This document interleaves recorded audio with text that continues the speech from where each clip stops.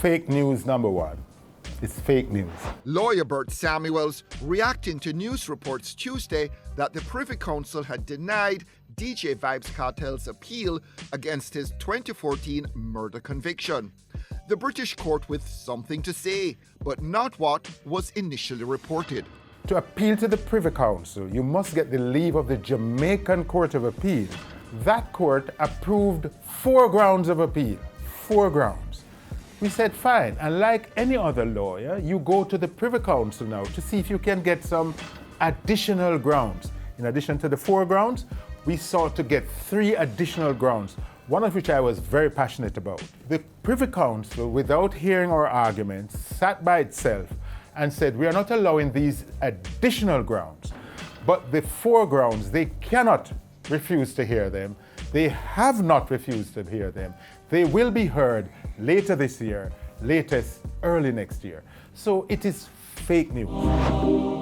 So fake news, good news, at least for now, to the heirs of Kartel and 3 others also locked away for the 2011 murder of Clive Lizard Williams. But tell me, when you saw this today, what was your immediate reaction? I said to myself, there we go with people seeking headlines, with fake news. It is so wrong. Persons who don't understand the system hear that you have lost the opportunity to argue additional grounds and are treating it as though it is the appeal. It is not. I mean, people lose hope and they lose confidence.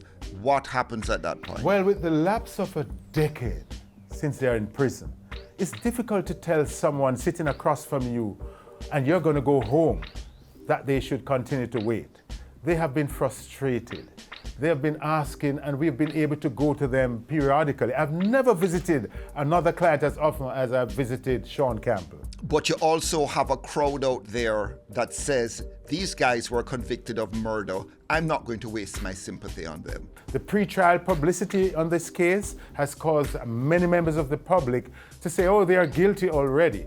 But because we are devoted to due process and we are devoted to the fact that every man must have his day in court, we don't turn much attention to that kind of mob attitude. Isn't the essence of your appeal that I can get my client off this charge based on something procedural, something that the court should have done and didn't do, as opposed to what the public might think of as actual guilt? Yeah, well, listen to this. Part of the case appeal is the jury management of this case. Can you imagine that a man who is accused and has been convicted of bribing the other jurors was allowed to remain with the jurors and for them to give a verdict? You know what everybody keeps going back to though? Those voice notes. They seemed so self-incriminating.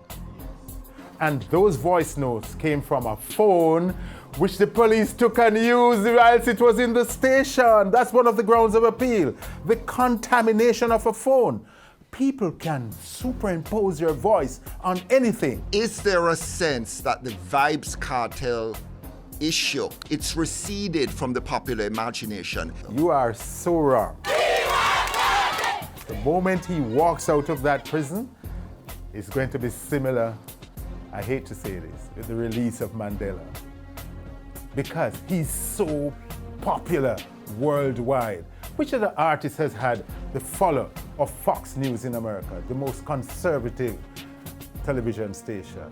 Whether or not you like him, he's phenomenal.